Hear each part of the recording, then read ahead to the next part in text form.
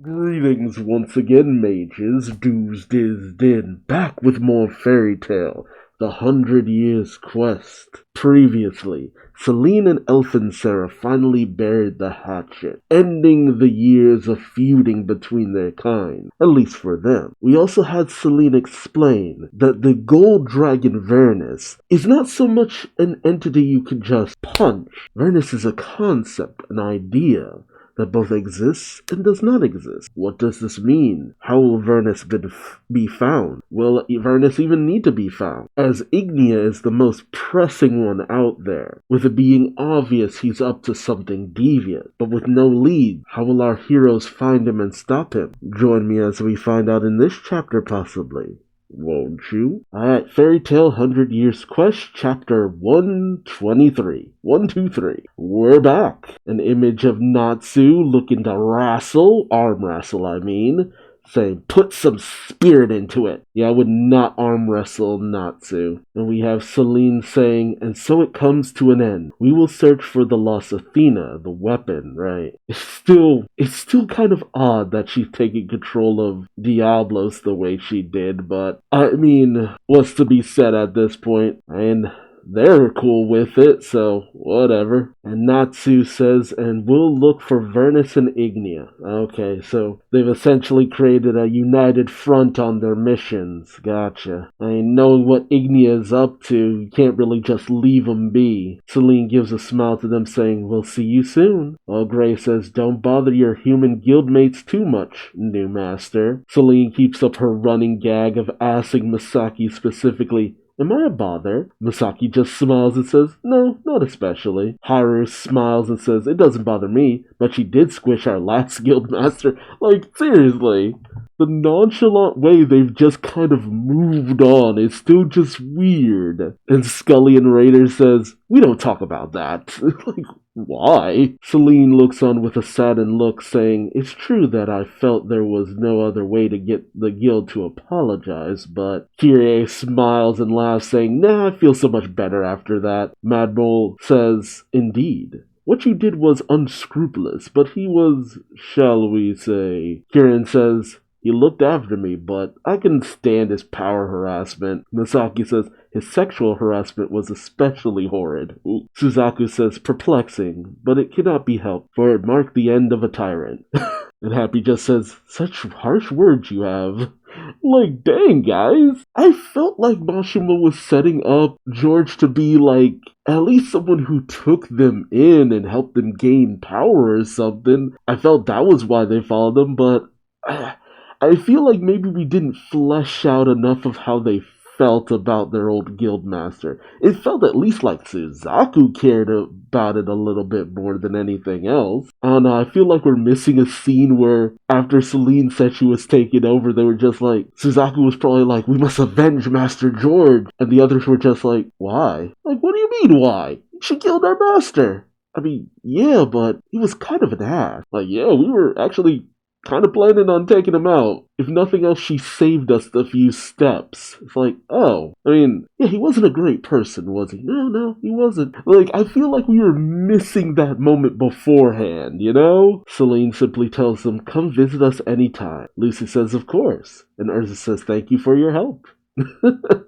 You'd never think they were enemies previously. But that goes for most people Fairy Tale gets chummy with. Haru waves at Wendy saying, see you again, Wendy-chan. Wendy nervously says, right. While Carla just harumphs, unapproving of this unwanted advances. Gajeel tells Panther Lily, I got a good story to tell out of it. And Panther Lily does say true. Laxus and Kirin are still at it, with Laxus saying, I'll tear you to pieces next time. Kirin says, bring it on, you bastard. And Happy tells him, okay, get along, you two. So the Fairy Tale Guild heads off with Natsu saying, see ya. And the Diablos Guild head off with Celine saying, indeed. Meanwhile, with Elfin Sarah, his crow attendant, whose name I continue not to remember, questions, is something the matter, Elfin Sarah-sama? Elfin Sarah simply says, no. Until we meet again, Celine. And Celine simply says, until we meet then, ever-warring one. Okay then. I don't know, I feel weird about things kind of going like this. I guess it's because I don't really want a goodbye to Celine. I want to like see them continue to be an aid and help out here and there with the group and stuff like that. I mean, I doubt they're just gonna disappear completely, but still, I don't want a story arc without the Diablos Guild. We've had them around for too long. I don't think I could handle it. Now we have Elf and Sarah meeting with the Fairy Tale Guild members, as he says, "You said you would seek out Vernus and Ignia's whereabouts, but what will you do about that? Do you have any leads?" Yeah, that was my question. Natsu simply says, "Nope."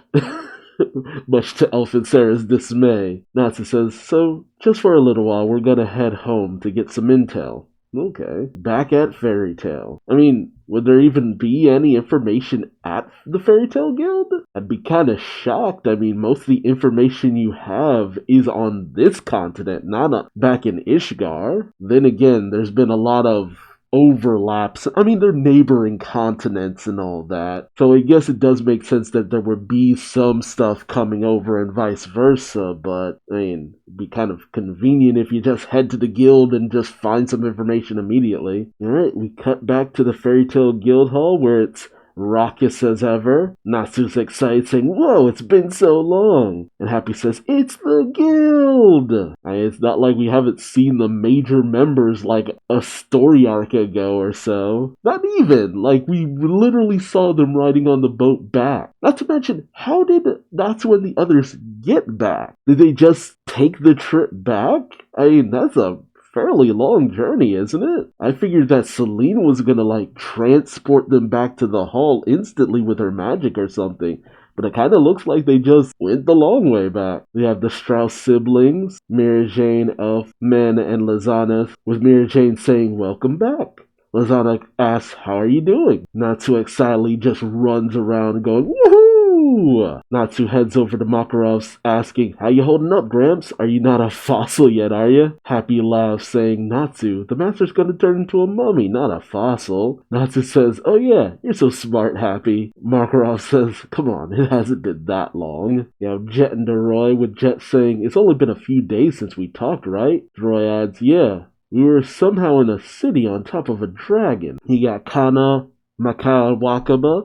Kana says, "Either way, nothing beats the smell of the guild." Macau says, "Yeah, 'cause we drink every day." Waka says, "Yahoo! Hio," or something. Lucy says, "Whether we're in another city or back at the guild, the noise never changes." You then have Juvia running up saying, "Oh my Gray." And she goes in and for a big old hug saying, "Gray-sama." Juvia thought far too much about you that her form changed into yours. Gray says, "That makes no sense." But then as he immediately starts stripping, he realizes, oh, that was probably that whole magic alchemy situation with the body swap. He tries to explain, no, it was that. Juvia says, "Could it be that you took on Juvia's form as well?" Gray tries to explain still, saying, "Oh, it's just..." You have Max, Warren, and Vegeta coming in, with Max saying, "Wendy, it's been days." Warren says, "It has been days." Vegeta says, "You're just a little taller." Wendy simply says, "No, I haven't changed at all." Ritas, painting as normal, says, "Oui, that's not true. You've become a little more grown up." Wendy turns to him and says, "Huh? I'm grown up?" Carla mentions, "It means you're growing little by little." Wendy simply laughs a little bit. And now you have the Thunder God tribe coming up to their boss with Freed saying, "Laxus!" Big Slow just goes, "Yo!" Evergreen adds, "You surprised us when you vanished out of nowhere." Laxus simply says, "Sorry to make you worry." Makarov hastily says, "Laxus, you..." Laxus goes, "Huh? Yeah, you noticed, did you? I took the lacrima my old man shoved into me. I took out the lacrima my old man shoved into me. I thought it was the source of my magic power, but it looks like I was wrong. By taking it out, I was able to show my true power." Freed goes, "That's our Laxus." Big Slow adds, "He really is the strongest." But Evergreen's confused, saying, "You mean the power he had until now wasn't his true power?" Yeah, that's some anime shit. Elfman simply says, "Manly?" You have Alzek, Biska, and Asuka, with Alzek saying, "He really is a monster." You then have Lavi yelling at Gajeel saying, "For Pete's sake, you had me worried sick, Gajeel." Gajeel apologizes saying, "Yeah, sorry, I don't know how it happened either. I was just taken somewhere. It had me God surprised, not. He joked, with Lavi just questioning, what does that mean? Panther Lily says, oh god, the usually sharp and witty Gajeel just bombed a joke. Yeah, I don't know if I'd say usually sharp and witty. Lavi then adds, you're going to be a dad. And Gajeel just laughs, and you're going to be a mom, right?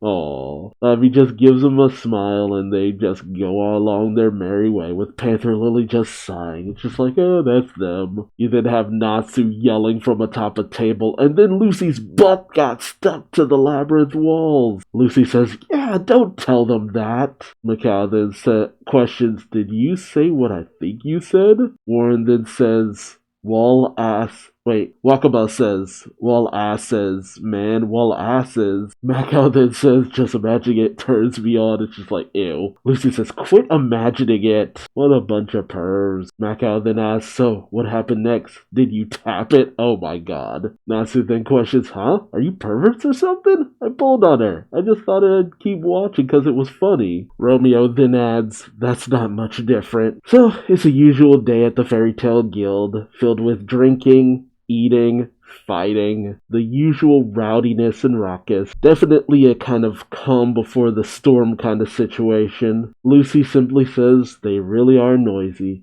but they're never boring. You then have Urza talking to Makarov saying, so we've returned temporarily. Makarov says, I see. Urza then adds, we thought we might find some books about the 5 dragon gods in the guild library. Makarov simply says, there aren't any. Urza then says, but if we just looked for something, we might. Makarov then says, how many times do you think this guild's been destroyed? Most of our old books are gone. That is actually a good point. Like, with everything that's happened to the guild, like, what old books? Most of the old stuff is dust. That's actually a very good point. With as much destruction that has gone on in the guild, it's just like, most records are destroyed, dude. Naturally, Urza is a little bit dejected by this, but Makarov then says, but that being the case, and now we're cutting to Lucy, doing actually her usual thing of walking home alongside the river, saying, man, we haven't been at the guild in ages. Oh, there's even Plu saying poon. And you have the people in the boat saying, Lucy-chan, it's been a while. Don't walk there. It's dangerous. You know, after all this time, has she ever actually fallen in the river doing that? I wonder. Lucy heads to her home saying, and it's been ages since I've been in my room. I asked the landlady to keep my room clean, though. Even so, I haven't been here since then. I gotta say, you can tell this artist is different from Mashima because he outright shows panties. Mashima very rarely shows the full-on panties, but this dude, it's just panties. Lucy then reminisces about all the fun stuff from before the adventure, before they went on the quest. As she gets to her door, she says, it's already been a month since then. It's been so long since I've been home. I'm back. And inside her room is, most of the core members of the Sabretooth Guild. Sting, Rogue, Yukino, Minerva, Froth, Lecter. I mean, we're keeping up with the gag of people always just being in Lucy's room, but I wasn't expecting Sabretooth. Sting just simply says, yo, Lucy! And Lecter tells him, Sting, you have to say, please excuse us first. They've been eating, there's food all over the table. Yukino simply says, sorry, please excuse us. Rogue says, it's been a while. And Froth says, Froth thinks so, too. And Minerva just simply says, so you're back. Of course, Lucy naturally freaks out, going, my room! Yeah, I hope all that mess is isolated to the table, because it's just like, why are you trashing this girl's room? She then shouts, why are you here? And then we cut to Makarov simply saying, it's Sabretooth. I guess he was continuing his talk with Urza. I don't know if he's trying to say that maybe Sabretooth has some clues. Maybe they have some documentation because they've been around for a good long while as well. I mean, we slid very easily back in a classic fairy tale. Aside from the difference in approach, you'd never know that this wasn't Mashima drawing this. I am curious, are we only going to have Sabretooth involved? I could have sworn they were going to be like, oh, Gold Dragon, you have the Gold Owl Guild, maybe there's some correlation there. But, I mean, I thought that's what we were setting up with God Serena and Gold Owl. It's just like, okay, maybe they know something about it.